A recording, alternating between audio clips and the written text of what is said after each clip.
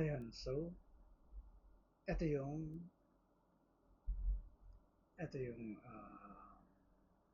lumabas.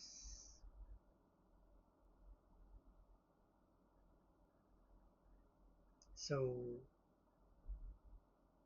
based on the na-input natin, ayan,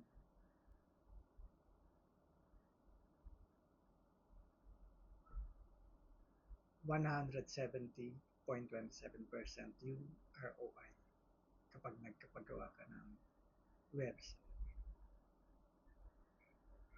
So, bukod dun, meron pa siyang side commentaries right here. Hindi ko na siya pinarampa pero lumabas pa siya.